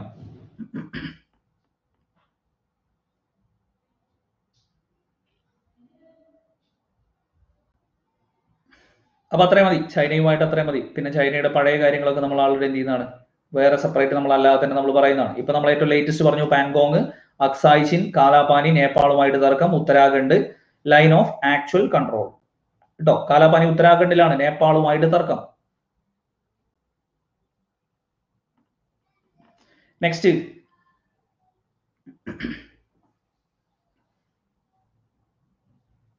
ഇത് പഴയ ക്വസ്റ്റ്യൻ ആണ് കേട്ടോ, പഴയ ക്വസ്റ്റ്യൻ ആണ്. അപ്പൊ ഇതിവിടെ ആവശ്യമില്ല, ഇതിവിടെ ആവശ്യം ഇല്ല കേട്ടോ. താഴെ പറയുന്നവയിൽ ദേശസാൽകൃത ബാങ്ക് ഏതാണെന്നുള്ളതാണ് ചോദ്യം. അവിടെ ഇപ്പോ അതില്ല, ഇപ്പൊ ആ ക്വസ്റ്റ്യനിൽ ഇല്ല കേട്ടോ. അപ്പൊ അവിടെ നമുക്ക് ഏത് പഠിക്കണം? ഇപ്പൊ ആകെയുള്ള ദേശസാൽകൃത ബാങ്കുകളുടെ എണ്ണമാണ് അത്രേ. ഇപ്പൊ ആകെയുള്ള ദേശസാൽകൃത ബാങ്കുകളുടെ എണ്ണം എത്രയാ? 12 എണ്ണം കേട്ടോ. 12 ദേശസാൽകൃത ബാങ്കുകളാണ് ആകെയുള്ളത് എന്നുള്ളത് എന്ത് ചെയ്യാം, നോക്കിയിരിക്കും. നമുക്കൊന്ന് പറഞ്ഞു നോക്കാം, ഒന്ന് പഠിച്ചു നോക്കാം 12 ബാങ്കുകൾ. കാരണം നമുക്ക് അത് എപ്പോഴും എന്ത് ചെയ്യണം, എപ്പോഴും ഒന്ന് പ്രതീക്ഷിക്കണം. നമ്മളാണെങ്കിൽ എന്ത് ചെയ്യാറില്ല, 12 ബാങ്കുകൾ പഠിക്കാറില്ല. ഈ ചോദ്യം വന്നാൽ നമുക്കോട്ട് എന്ത് ചെയ്യൂല, കിട്ടാറുമില്ല. കാരണം താഴെ കൊടുത്തിരിക്കുന്നതിൽ ദേശസാൽകൃത ബാങ്ക് ഏതാണെന്ന് ചോദിച്ചാൽ നമ്മൾ എന്ത് ചെയ്യാറില്ല, നമ്മൾ പഠിക്കാറില്ല. നമുക്ക് ഒറ്റ കാര്യം അറിഞ്ഞാൽ മതി, നമ്മൾ എവിടുത്തെ ബാങ്കിനെ കുറിച്ചാണ് പഠിക്കുന്നത്, നമ്മൾ എവിടുത്തെ ബാങ്കിനെ കുറിച്ചിട്ടാണ് പഠിക്കുന്നത്? ഇന്ത്യയിലെ ബാങ്കിനെ കുറിച്ചാണല്ലോ പഠിക്കുന്നത് അല്ലെ, ഇന്ത്യയിലെ ബാങ്കിനെ കുറിച്ചാണല്ലോ പഠിക്കുന്നത്. അപ്പൊ ഇന്ത്യ എന്ന് പറഞ്ഞിട്ട് തലങ്ങും വിലങ്ങും നിങ്ങൾക്ക് എന്ത് ചെയ്യാൻ പറ്റും, ബാങ്കുകൾ എഴുതാൻ കഴിയുമെങ്കിൽ നിങ്ങൾ പകുതി പഠിച്ചു. ഇന്ത്യ എന്ന രാജ്യം വെച്ചിട്ട് നിങ്ങൾക്ക് തലങ്ങും വിലങ്ങും എഴുതാൻ പറ്റുന്ന ബാങ്കുകളാണെങ്കിൽ എന്ത് ചെയ്യാൻ പറ്റി, പകുതി നിങ്ങൾ പഠിച്ചു എന്നുള്ളതാണ്. അപ്പൊ നമുക്കൊന്ന് എഴുതി നോക്കാം. ഫസ്റ്റ് എന്ത് ചെയ്യാൻ പറ്റും നമുക്ക്, ഫസ്റ്റ് ഇന്ത്യ എന്നുള്ള പേരിൽ തന്നെ ഒരു ബാങ്ക് കൊടുക്കുക. അതേതാ? ഫസ്റ്റ് ഇന്ത്യ എന്ന് പറയുന്ന പേരിൽ ഒരു ബാങ്ക് കൊടുക്കുക, ഇന്ത്യൻ ബാങ്ക്. അപ്പൊ ഒരെണ്ണായില്ലേ, ഇന്ത്യൻ ബാങ്ക് എന്ന് ഒരു പേര് കൊടുത്തു, അപ്പൊ ഒരു ബാങ്കായി. ഇനി എന്ത് ചെയ്തു, നമ്മൾ ഇന്ത്യൻ ബാങ്ക് എന്ന് ഒരു പേരിട്ട് കഴിഞ്ഞാൽ തൊട്ടപ്പുറം തന്നെ ഇതിന് പാര വരികയാണെങ്കിൽ തിരിച്ചെങ്ങനെയാ പേരിടുക? നമ്മൾ ഇന്ത്യൻ ബാങ്ക് എന്ന് ഒരു പേരിട്ട് കഴിഞ്ഞാൽ വേറൊരാൾ പാര പണിയാനാണെങ്കിൽ തിരിച്ചെങ്ങനെയാ ഇങ്ങോട്ടേക്ക് പേരിടുക? Bank of India. അപ്പൊ അടുത്ത ബാങ്ക് പോയി, ഒന്ന് അങ്ങോട്ട് വായിച്ചു ഇന്ത്യ, ഇന്ത്യൻ ബാങ്ക്. തിരിച്ച് പാര ഇങ്ങോട്ടേക്ക് വന്നു തൊട്ടടുത്ത വർഷം ബാങ്ക് ഓഫ് ഇന്ത്യ. ഇപ്പൊ രണ്ടെണ്ണായില്ലേ. ഇനി നമുക്കറിയാൻ പറ്റും എന്ത്, ഇന്ത്യയെ മാറ്റിയിട്ട് നമുക്ക് എന്ത് ചെയ്യാൻ പറ്റും, പല രീതിയിൽ പേരിടാൻ പറ്റും. അതായത് ഇന്ത്യ എന്ന് പറയുന്നത് നമ്മൾ നോർമലി പറയുന്ന ഒന്നാണ് ഇത്, India is A union of States അല്ലെ, നമ്മൾ നോർമലി പറയുന്നതാണ് ഇത്. India is A union of States ആണെന്ന് നമ്മൾ ആൾറെഡി എന്ത് ചെയ്യുന്നതാണ്, പഠിക്കുന്നതാണ്. അപ്പൊ അതിൽ നിന്ന് നമുക്ക് ഏത് കൊടുക്കാൻ പറ്റും, യൂണിയൻ ബാങ്ക് ഓഫ് ഇന്ത്യ. അപ്പൊ അടുത്ത ഇന്ത്യ കൊടുക്കുക, യൂണിയൻ ബാങ്ക് ഓഫ് ഇന്ത്യ. ഇപ്പൊ നമ്മൾ നോർമലി യൂണിയൻ എന്നുള്ളതിനെ നമ്മൾ വേറൊരു, യൂണിയൻ ആണ് അധികാരം എന്ന് പറയുന്നതിന് നമ്മൾ വേറൊരു വേർഡ് യൂസ് ചെയ്യുന്ന ഏതാ? യൂണിയൻ എന്നുള്ളതിന് നമ്മൾ നോർമലി പറയുന്ന ഒന്ന് വേറൊന്ന് എന്താ? ഇപ്പൊ സ്റ്റേറ്റിന് നമ്മൾ സ്റ്റേറ്റ് എന്ന് പറയും, കേന്ദ്രത്തിന് നമ്മൾ യൂണിയൻ എന്ന് പറയും, അല്ലെങ്കിൽ സെൻട്രൽ എന്ന് പറയും. അല്ലെ? സെൻട്രൽ എന്ന് പറയും. അപ്പൊ യൂണിയൻ എന്ന് ഒരാൾ ഇട്ട് കഴിഞ്ഞാൽ ബദൽ നെയിമാണ് ഏത്? Central bank of India. ഇപ്പൊ എത്രണ്ണായി? ഇന്ത്യൻ ബാങ്ക് എന്നിട്ടു, പാരപണിതു bank of India. Union bank എന്നിട്ടു, ഇപ്പുറത്ത് പാരപണിതു സെൻട്രൽ ബാങ്ക് ഓഫ് ഇന്ത്യ. പിന്നെയോ ഇനി നമ്മളെല്ലാരും കാണുന്ന ഇന്ത്യ എന്ന് പറയുന്നത് സ്റ്റേറ്റ് ബാങ്ക് ഓഫ് ഇന്ത്യ അല്ലെ? നമ്മളെല്ലാരും കാണുന്നതാണ് ഇത് സ്റ്റേറ്റ് ബാങ്ക് ഓഫ് ഇന്ത്യ എന്ന് പറയുന്നതായി. ഇപ്പൊ എത്രണ്ണമായി? 5 ഇനി നമുക്ക് ഇന്ത്യയുടെ തെക്കേ അതിർത്തി ഏതാ? ഇന്ത്യ കഴിഞ്ഞിട്ടില്ല എപ്പോഴും. ഇന്ത്യയുടെ തെക്കേ അതിർത്തി ഏതാ? നമ്മൾ നോർമലി പറയുന്നത് ഇന്ത്യയുടെ തെക്കേ അതിർത്തി. നിങ്ങൾ വളരെ ഭയങ്കര ഡീപ്പായിട്ടാണ് പോണത്. നമ്മൾ നോർമലി പറയാറുള്ളത് വടക്ക് ഹിമാലയ പർവ്വതം, കിഴക്ക് ബംഗാൾ ഉൾക്കടൽ, പടിഞ്ഞാറ് അറബിക്കടൽ, തെക്ക് ഇന്ത്യൻ മഹാസമുദ്രം. നിങ്ങൾ പ്രോപ്പറിലേക്ക് പോവല്ലേ? തെക്കേ അതിർത്തി എന്ന് പറയുന്നത് എന്താണ്? നമ്മള് മറ്റേത് പോയിന്റ് അല്ലേ, അങ്ങോട്ടേക്ക് സദേൺ മോസ്റ്റ് പോയിന്റ് അല്ലേ? ഞാൻ അങ്ങനെയല്ലല്ലോ ചോദിച്ചേ. ഇന്ത്യൻ ഓഷ്യൻ എന്ന് പറയുന്നത് അവിടെ നിങ്ങൾക്ക് ഇന്ത്യൻ മഹാസമുദ്രം എന്നറിയാലോ. ഇന്ത്യൻ മഹാസമുദ്രം എന്നറിയാലോ. അവിടെയാണ് ഏത്? ഇന്ത്യൻ ഓവർസീസ് ബാങ്ക് എന്നുള്ളതും മഹാസമുദ്രം എന്നുള്ളതിൽ ബാങ്ക് ഓഫ് മഹാരാഷ്ട്ര എന്നുള്ളത്. 2 ബാങ്കുകൾ ഒന്നിച്ചു വരും. ഇന്ത്യൻ മഹാസമുദ്രം എന്ന് കിട്ടിക്കഴിഞ്ഞാൽ അവിടെ ഇന്ത്യൻ ഓവർസീസ് ബാങ്ക് എന്നുള്ളതും ബാങ്ക് ഓഫ് മഹാരാഷ്ട്രയും അതിൽ തന്നെ എന്ത് ചെയ്യാൻ പറ്റും? അവിടെ കിട്ടും. ഇപ്പൊ എത്രണ്ണായി?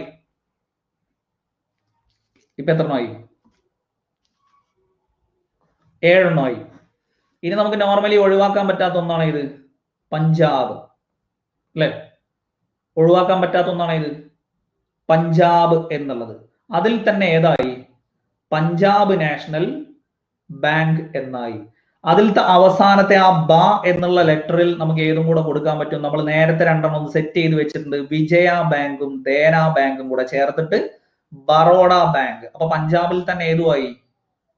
ബറോഡ ബാങ്ക്. കാരണം നമ്മൾ നേരത്തെ അത് വിജയ ബാങ്കും ദേന ബാങ്കും കൂടെ കൂട്ടി ലയിപ്പിച്ചിട്ട് എന്താക്കി മാറ്റിയിരുന്നു? ബറോഡ ബാങ്ക് ആക്കിയിട്ട് മാറ്റിയിരുന്നു. അപ്പൊ പഞ്ചാബ് എന്നുള്ളതിൽ തന്നെ പഞ്ചാബ് നാഷണൽ ബാങ്കുമായി, അവസാനത്തെ ബിയിൽ ഏതുമായി?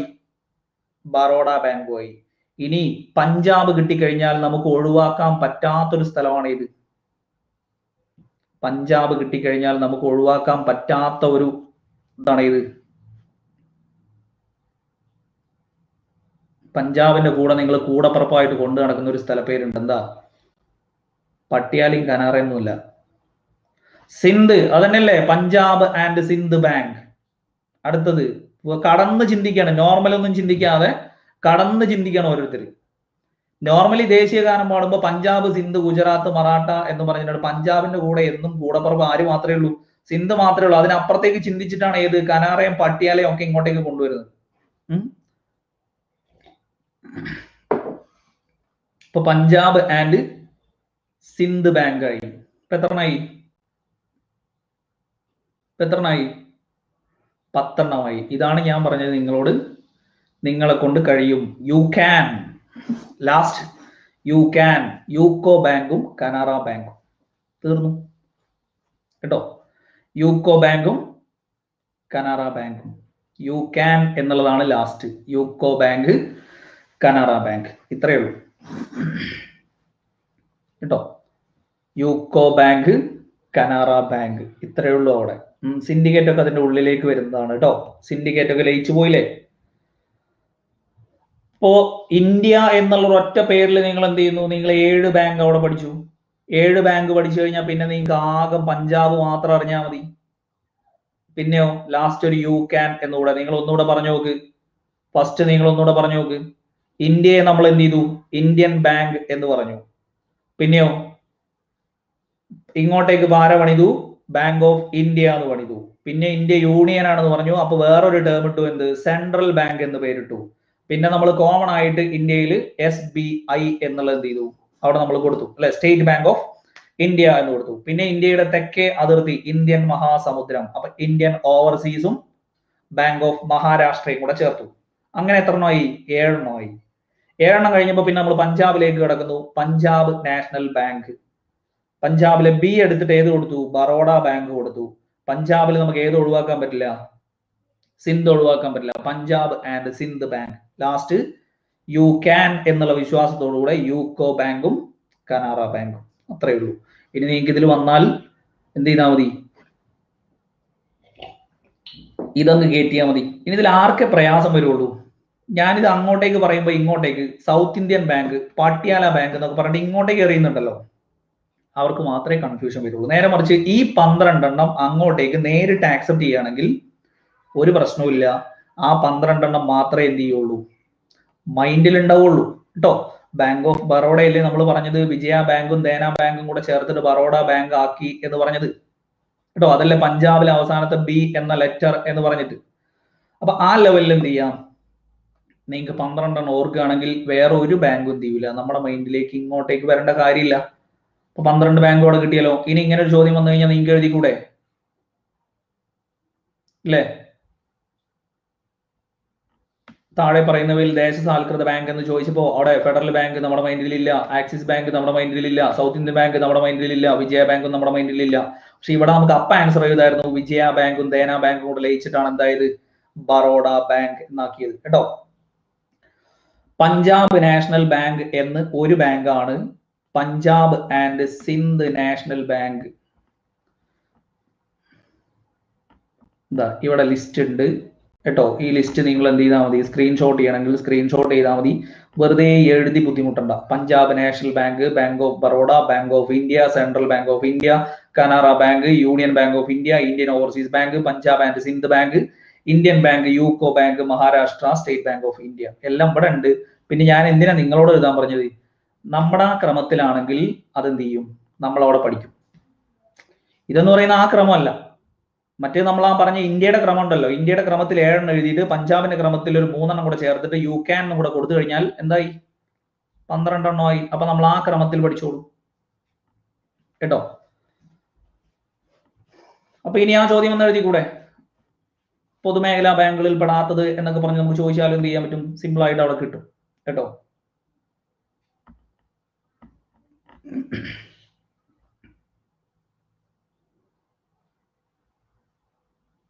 എന്താണ് ചോദ്യം?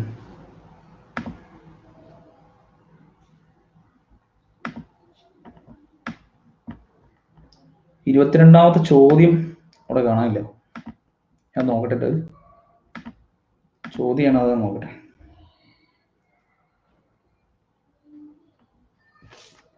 ആ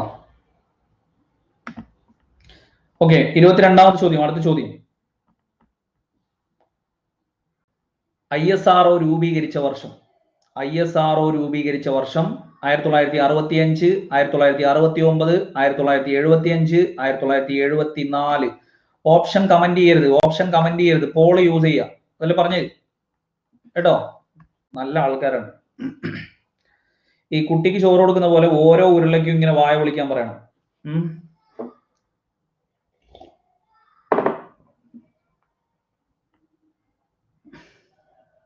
ചെറിയ കുട്ടികൾക്ക് ഇങ്ങനെ ചോറ് കൊടുക്കുമ്പോൾ കണ്ടിട്ടില്ലേ, ഓരോ ഉരുളയ്ക്ക് ഇങ്ങനെ പ്രത്യേകം പ്രത്യേകം വായ വിളിക്കാൻ പറയണം.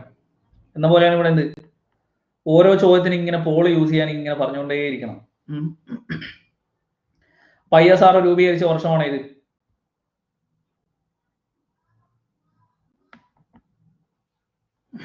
പോള് ലേറ്റ് ആവുന്നതല്ല, തിരിച്ചാലോചിച്ചാൽ മതി. നിങ്ങൾക്ക് ഉത്തരം കയറി അറ്റൻഡ് ചെയ്യാനുള്ള ധൃതി കൂടുന്നു എന്നുള്ളത്. ആ ധൃതിയാണ് എന്ത് ചെയ്യുന്നത്, പരീക്ഷയ്ക്ക് എല്ലാ പരീക്ഷയും കഴിഞ്ഞു കഴിഞ്ഞാൽ കോമൺ ആയിട്ട് ഒരു കൺക്ലൂഷൻ ഉണ്ട്, എന്താ, അറിയുന്ന 2-3 എണ്ണം ഞാൻ കയറിയിട്ട് എന്ത് ചെയ്തു, തെറ്റിച്ചു എന്ന് പറഞ്ഞിട്ടാണ് എന്ത് ചെയ്യുന്നത്, വീട്ടിലേക്ക് വരുന്നത്.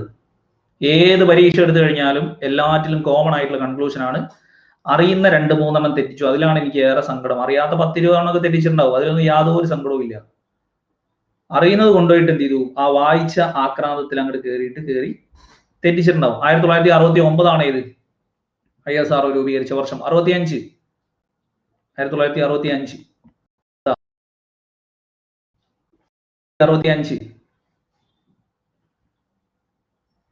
KSRTC 1965, KSRTC. പിന്നെയോ ഇന്ത്യ പാകിസ്ഥാൻ യുദ്ധം. പിന്നെയോ ജ്ഞാനപീഠ പുരസ്കാരം ഏർപ്പെടുത്തിയത്.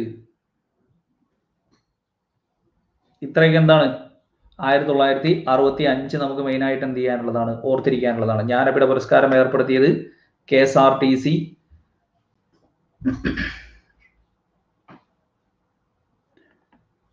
ഇത്ര മെയിനായിട്ട് അവിടെ ഓർത്തിരിക്കാം, വർഷമല്ലേ.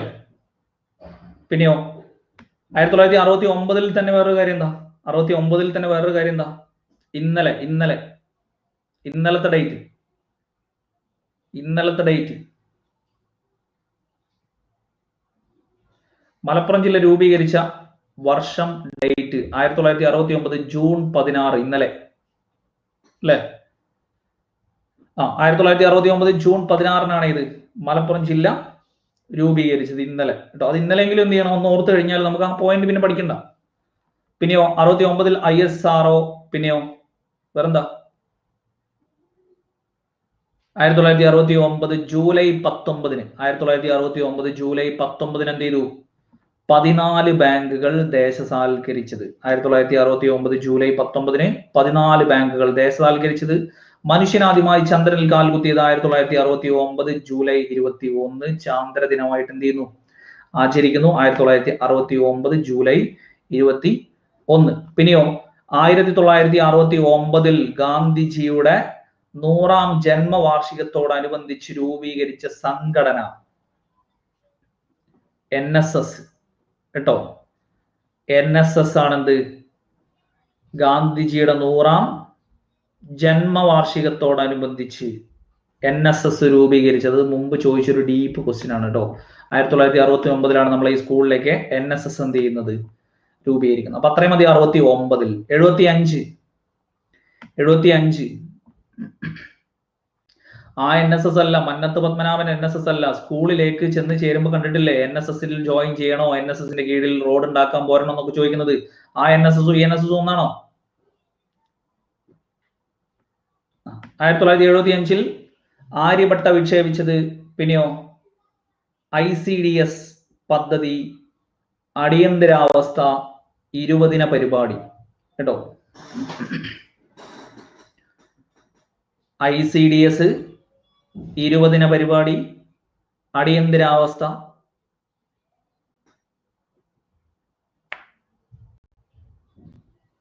ആര്യഭട്ട വിക്ഷേപിച്ചത് കേട്ടോ. ആര്യഭട്ട വിക്ഷേപിച്ചത്. 4 കാര്യങ്ങൾ അവിടെ ഓർത്തിരിക്കുക. ICDS 20 ദിന പരിപാടി, ആര്യഭട്ട,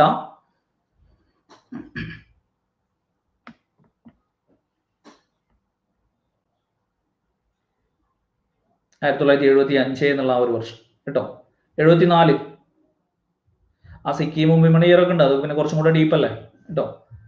സിക്കിം രൂപീകരിച്ചത് 35-36 ഭേദഗതി പ്രകാരം, വനിതാ വർഷം എന്നൊക്കെ പറഞ്ഞത് നമ്മളോട് സെപ്പറേറ്റ് പറയും കേട്ടോ. 1974 വാട്ടർ ആക്ട് അല്ലെ, വാട്ടർ ആക്ട്.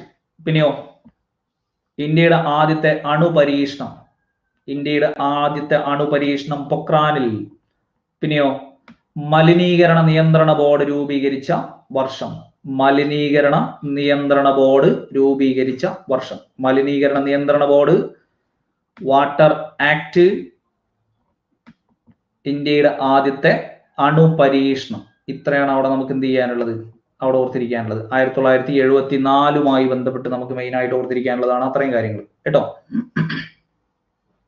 മലിനീകരണ നിയന്ത്രണ ബോർഡ്, ജലനിയമം, ഇന്ത്യയിലെ ആദ്യത്തെ ആണവ പരീക്ഷണം, രാജസ്ഥാനിലെ പൊക്രാനിൽ.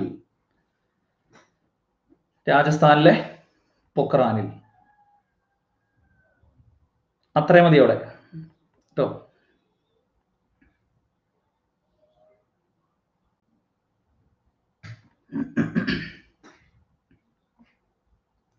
അടുത്ത ചോദ്യം, റൂർക്കേലയിൽ ഹിന്ദുസ്ഥാൻ സ്റ്റീൽ ലിമിറ്റഡ് ഏത് രാജ്യത്തിന്റെ സാങ്കേതിക സഹായത്തോടെയാണ് സ്ഥാപിച്ചത്? England, Russia, Germany, America.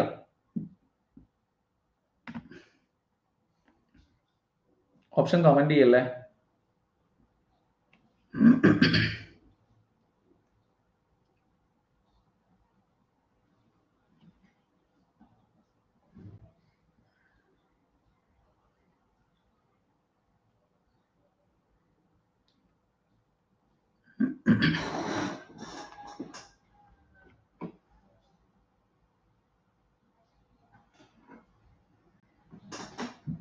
അത് കുഴപ്പമില്ല, ഞാൻ പറഞ്ഞില്ലേ നമ്മള് പോൾ ചെയ്യുന്നോണ്ട് നിങ്ങൾക്ക് എന്ത് ചെയ്യാൻ പറ്റുന്നേ ഉള്ളൂ, നിങ്ങൾക്ക് അവിടെ കാണാൻ പറ്റുന്നുള്ളൂ. മറ്റെന്താ വെച്ചാൽ ഒരാൾ ആൻസർ ചെയ്ത് കണ്ടു കഴിഞ്ഞിട്ട് നമ്മൾ ചെയ്യുമ്പോൾ പിന്നെ അതിൽ നമുക്കൊരു പെർഫെക്ഷൻ കിട്ടില്ല. അതുകൊണ്ടാണ് കേട്ടോ. അൻഷിദ്, അജ്മൽ, ശ്രീജിത്ത് 3 പേര്. റൂർക്കേലയിൽ ഇത് സ്ഥിരം ചോദ്യമാണ്. നമ്മൾ ഏറ്റവും കൂടുതൽ PSC ക്ക് ഇറങ്ങിയിട്ട് ഒരു വ്യവസായശാല, അതായത് ഇരുമ്പുരുക്ക് വ്യവസായശാല കണ്ടിട്ടുണ്ടെങ്കിൽ അത് ഏതായിരിക്കും? നമ്മൾ റൂർക്കേല തന്നെ ആയിരിക്കും അല്ലെ?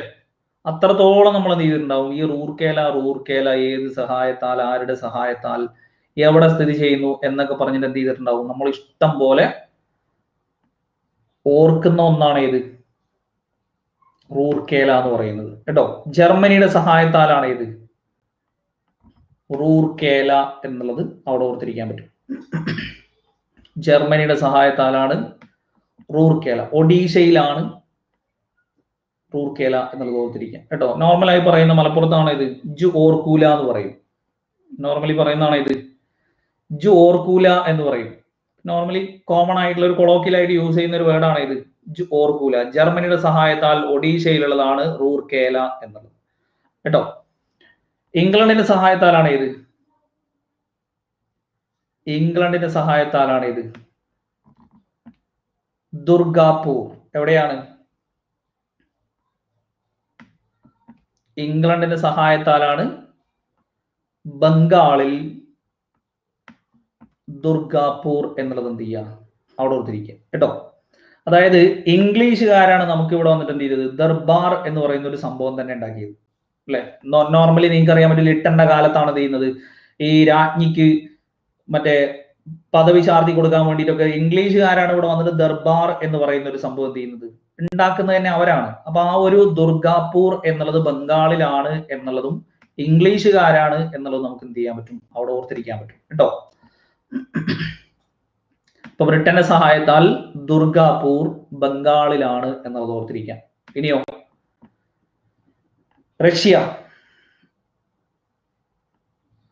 റഷ്യയുടെ സഹായത്താലാണ് ഇത് ബിലായ് ബൊക്കാറോ കേട്ടോ. ബിലായ് ബൊക്കാറോ. ബിയിൽ തുടങ്ങുന്ന രണ്ടും ആരുടെ സഹായത്താലാണ്? ബിയിൽ തുടങ്ങുന്ന രണ്ടും ആരുടെ സഹായത്താലാണ്? റഷ്യയുടെ സഹായത്താലാണ് കേട്ടോ. ബിയിൽ തുടങ്ങുന്ന രണ്ടും ആരുടെ സഹായത്താലാണ്? ബിലായ് ബൊക്കാറോ എന്നുള്ളത് രണ്ടും ആരുടെ സഹായത്താലാണ്? റഷ്യയുടെ സഹായത്താലാണ്. ഫസ്റ്റ് ആണ് ഇത്. ഇപ്പൊ ബിയിൽ തുടങ്ങുന്ന രണ്ടും റഷ്യയുടെ സഹായത്താലാണ്. അതിൽ ഏറ്റവും ആദ്യത്തേതാണ് ഇത് ബിലായ് കേട്ടോ. ഏറ്റവും ആദ്യത്തേതാണ് ബിലായ്. ബിലായ് നിങ്ങൾക്ക് അവിടെ ജസ്റ്റ് തുടങ്ങിയത് എന്നുള്ള ലെവലിൽ 57 എന്ന് ഓർത്തിരിക്കാം. ശരിക്കും മൂന്നും പൂർത്തിയാക്കുന്ന എവിടെയാണ്? മൂന്നും പൂർത്തിയാക്കുന്നത് 59-ലാണ് കേട്ടോ. അതായത് 57-ൽ സ്റ്റാർട്ട് ചെയ്തു. ഇപ്പൊ സ്വതന്ത്ര ഇന്ത്യയിലെ ആദ്യത്തെ ഇരുമ്പുരുക്ക് വ്യവസായശാല ഏതാണെന്ന് ചോദിച്ചാൽ ബിലായി ആണ് അവിടെ. 57-ലാണ്. അതായത് 3 ബിലായ്, റൂർക്കേല, പിന്നെയോ ദുർഗാപൂർ. ഇത് മൂന്നും രണ്ടാം പഞ്ചവത്സര പദ്ധതി കാലത്ത് 3 ഒരുമിച്ചാണ്. അതായത് വ്യവസായശാലകളുടെ കാര്യത്തിൽ ഇന്ത്യ ബിരുദം നേടുന്നത് കേട്ടോ. അത് 3 നിങ്ങൾക്ക് അവിടെ കണക്ട് ചെയ്ത് പഠിക്കാം. വ്യവസായശാലകളുടെ കാര്യത്തിൽ ഇന്ത്യ ബിരുദം നേടുന്നത് ബിലായ്, റൂർക്കേല, ദുർഗാപൂർ. അതാണ് ബിരുദം. അങ്ങനെ തന്നെ ഓർത്തിരുന്നാൽ മതി. അപ്പൊ പിന്നെ നിങ്ങൾക്ക് അത് മാറേണ്ട കാര്യമില്ല. പിന്നെ എന്ത് ചെയ്താൽ മതി? അപ്പുറത്തേക്ക് ഇട്ടാൽ മതി കേട്ടോ. ബൊക്കാറോ പിന്നെ അപ്പുറത്തേക്ക് ഇട്ടാൽ മതി. ഇപ്പൊ ബിരുദം എന്ന് ഓർത്തിരുന്നു കഴിഞ്ഞാൽ ബിലായ്, റൂർക്കേല, ദുർഗാപൂർ. ഫസ്റ്റ് ആണ് ഇത് ബിലായ് കേട്ടോ. ഫസ്റ്റ് ആണ് ബിലായ്. യഥാർത്ഥത്തിൽ ഇത് 3ഉം 59-ലാണ് പൂർത്തിയാവുന്നത്. പക്ഷെ ഫസ്റ്റ് ഏതാന്ന് ചോദിച്ചു കഴിഞ്ഞാൽ ഈ കൂട്ടത്തിൽ ബിലായി ആണ് കേട്ടോ. ഇപ്പൊ ബിരുദം എന്നുള്ള കൂട്ടത്തിൽ അവിടെ എന്ത് ചെയ്യുക, അവിടെ ഓർത്തിരിക്കുക. ബൊക്കാറോ 64-ലേക്ക് അത് സെപ്പറേറ്റ് തന്നെ എന്ത് ചെയ്യുക, വേറെ കൊടുക്കുക 3-ാം പഞ്ചവത്സര പദ്ധതി കാലത്ത്. 3-ാം പഞ്ചവത്സര പദ്ധതി കാലത്താണ് ബൊക്കാറോ. അപ്പോ ബിയിൽ തുടങ്ങുന്ന രണ്ടും ആരുടെ സഹായത്താലാണ്? റഷ്യയുടെ സഹായത്താലാണ് എന്നുള്ളത് ഓർത്തിരിക്കുക. ബിലായ് എവിടെയാണ്? ബിലായ് എവിടെയാണ്? ബിലായ് ഛത്തീസ്ഗഡിലാണ്, ബൊക്കാറോ ജാർഖണ്ഡിലാണ് കേട്ടോ. ബൊക്കാറോ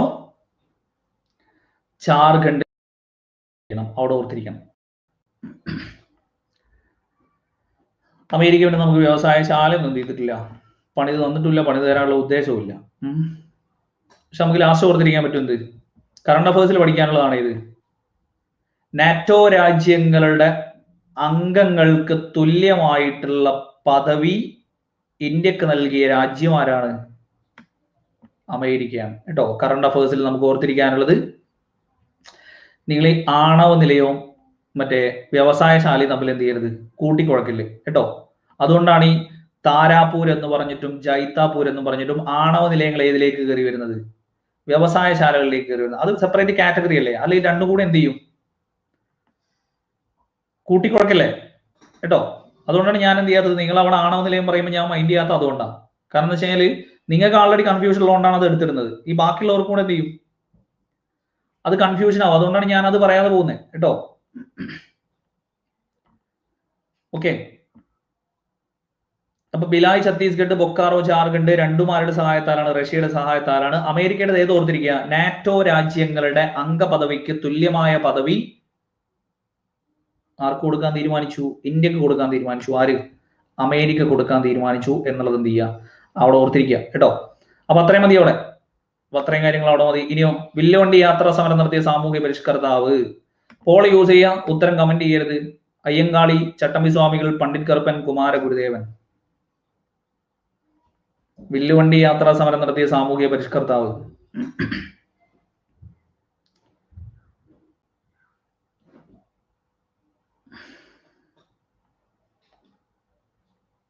അമ്പിളി, ആ ഒരു സ്ക്രീൻഷോട്ട് എന്ന് ടെലഗ്രാമിൽ ഒന്ന് അയച്ചാൽ മതി, എന്താണ് ഫെയിൽഡ് എന്ന് കാണിക്കുന്നത് എന്നുള്ളത് കേട്ടോ.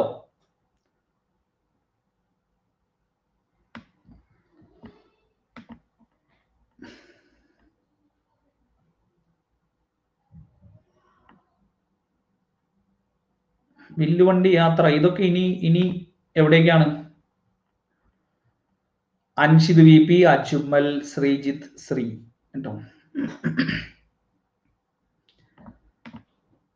ഞാൻ ആരെയും കമന്റ് ചെയ്യുന്നവരും ഞാൻ ബ്ലോക്ക് ആക്കൊന്നുമില്ല. നമ്മൾ എന്താ വെച്ച് കഴിഞ്ഞാൽ, ഞാൻ പറയില്ലേ, നമ്മൾ ഒരു പ്രത്യേക മൈൻഡിലാവുമ്പോൾ നമ്മളത് ബ്ലോക്ക് ചെയ്തിട്ട് കാര്യമില്ല. എന്തിനാണ് നമ്മൾ വേറൊരാളുടെ അവസരം ചെയ്യുന്നത്, കളയുന്നത്? ഞാൻ പറയുന്നത് നോർമലി നമ്മൾ പറയുന്നുണ്ട്, കേൾക്കാൻ പറ്റുന്നവരെന്ത് ചെയ്യുക, അവിടെ കേൾക്കുക. പിന്നെ ചിലപ്പോൾ എന്ത് ചെയ്യും, ചില ആളുകൾ നേരെ കയറി വരുമ്പോൾ എന്ത് ചെയ്യും, നേരെ കയറി വരുമ്പോൾ കിടക്കുന്ന ചോദ്യം, എനിക്ക് ഏറ്റവും പ്രിയപ്പെട്ട ചോദ്യം, നേരെ ചാടി കയറി ആൻസർ ചെയ്യും. അവിടെ ചിലപ്പോൾ പോളോ യൂസ് ചെയ്യണമെന്നോ കമന്റ് പറയണമെന്നോ എന്നുള്ള ആ ഒരു ലെവലിൽ നമുക്ക് എന്ത് ചെയ്യണ്ട, നമുക്ക് അവിടെ നോക്കേണ്ട കാര്യമില്ല കേട്ടോ. അത് ചില ഒരു മൈൻഡാണല്ലോ, ഓരോരുത്തരുടെ ഓരോ മൈൻഡാണ്. ചിലപ്പോൾ എന്ത് ചെയ്യും, ചിലപ്പോൾ ഇപ്പൊ കയറി വരുന്നവരാവും, ചിലപ്പോൾ എന്താണ് ഇത്രയും നേരം ചിലപ്പോൾ ഒന്നും അറിയാത്തവൻ ആദ്യമായിട്ട് ചിലപ്പോൾ എന്ത് ചെയ്യുന്നതാവും, ഒരറിയുന്ന ചോദ്യം, അതായത് റൂർക്കേല എന്നൊക്കെ പറഞ്ഞിട്ട് ഒന്നും കിട്ടുന്നില്ല. വില്ലുവണ്ടി എന്ന് കണ്ടപ്പോഴത്തേക്ക് എന്ത് ചെയ്തു, സന്തോഷം കൊണ്ട് അയ്യങ്കാളി എന്നുള്ളത് ഓപ്ഷൻ എ കയറി അടിച്ചുപോയി. പിന്നെ പറഞ്ഞിട്ട് കാര്യമില്ല. അതെന്താണ്, ഓരോ മൈൻഡാണ്. നമ്മൾ അത് ആ ലെവലിൽ വിടുക കേട്ടോ. ഞാൻ പറഞ്ഞു, ഞാൻ ആരെയും ബ്ലോക്ക് ചെയ്യൊന്നുമില്ല. എന്തിനാ ബ്ലോക്ക് ചെയ്തിട്ട് എന്താ, എനിക്ക് എന്ത് കിട്ടാനാ? അപ്പൊ അയ്യങ്കാളിയാണ് വില്ലുവണ്ടി യാത്ര നടത്തിയ സാമൂഹ്യ പരിഷ്കർത്താവ് എന്നുള്ളത്. ഇനിയോ, ചട്ടമ്പി സ്വാമികൾ. നമുക്ക് ഏതെങ്കിലും രണ്ട് ഫാക്ട് പറഞ്ഞിട്ട് അവിടെ പോവാം. ചട്ടമ്പി സ്വാമികൾ,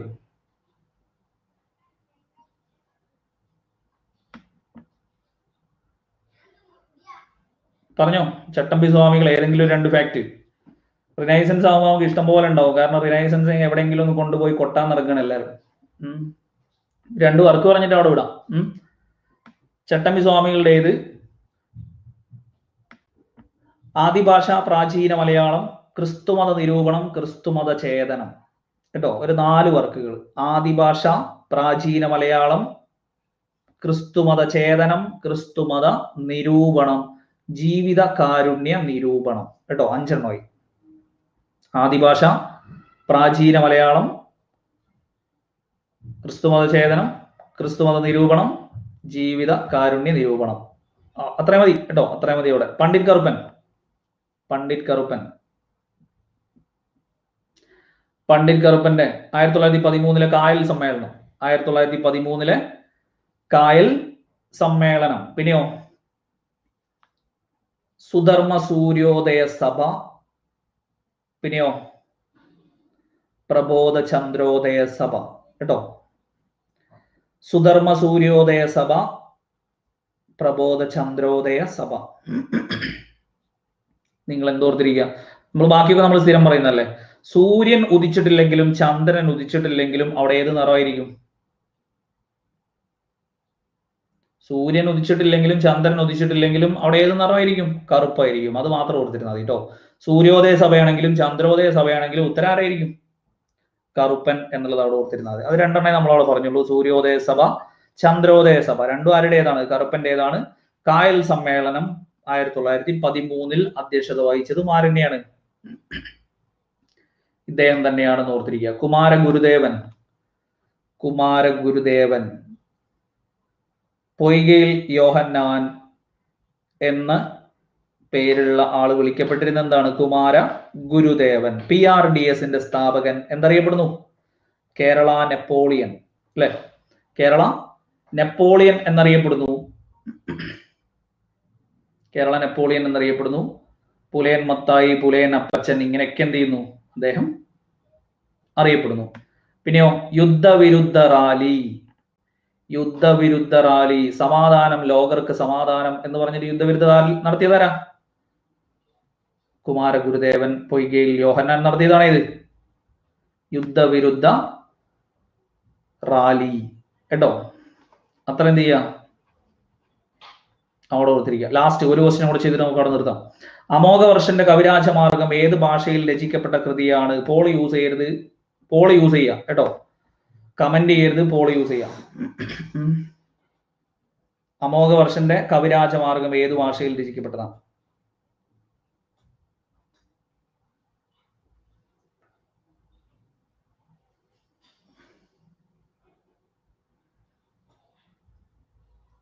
ഇത് പിന്നെ വല്ലാണ്ട് ആരും എന്ത് ചെയ്യൂല, ചാടി കയറൂല. പോളിന് തന്നെ കയറണോന്ന് വിചാരിച്ചിട്ടാണ് നിൽക്കുന്നത്. ഇത് പോളിനെ കയറണോ എന്നുള്ളതാണ്, പിന്നെയാണ് ചാടി കയറുന്നത്. എല്ലാവർക്കും കൊടുത്തിട്ടുണ്ട്. അൻഷിദ് VP, അജ്മല്, അനോജ്. ഉത്തരം കന്നഡ കേട്ടോ. കന്നഡയാണ് ആര്? അമോഘവർഷന്റെ കവിരാജമാർഗം ഏത് ഭാഷയിൽ രചിക്കപ്പെട്ട കൃതിയാണ്? കന്നഡ സാഹിത്യത്തിൽ ഏറ്റവും ഫേമസ് ആയിട്ടുള്ള കൃതിയാണ് ഇത്, അമോഘവർഷന്റെ കവിരാജ മാർഗം എന്ന് പറയുന്നത് കേട്ടോ. അമോഘവർഷന്റെ കവിരാജ മാർഗം കന്നഡയാണ്. പിന്നെയോ ഇന്ത്യയിൽ ഏറ്റവും കൂടുതൽ ആളുകൾ സംസാരിക്കുന്ന ഭാഷ ഏതാണ്? ഇന്ത്യയിൽ ഏറ്റവും കൂടുതൽ ആളുകൾ സംസാരിക്കുന്ന ഭാഷ ഏതാണ്? ഹിന്ദി. രണ്ടാമത് ഏതാണ്? ഇന്ത്യയിൽ ഏറ്റവും കൂടുതൽ ആളുകൾ സംസാരിക്കുന്ന ഭാഷ ഹിന്ദി. രണ്ടാമത്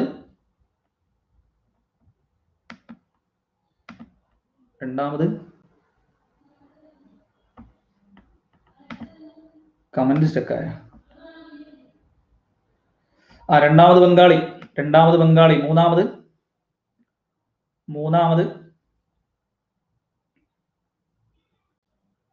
ഒന്ന് ഹിന്ദി, രണ്ട് ബംഗാളി, മൂന്ന്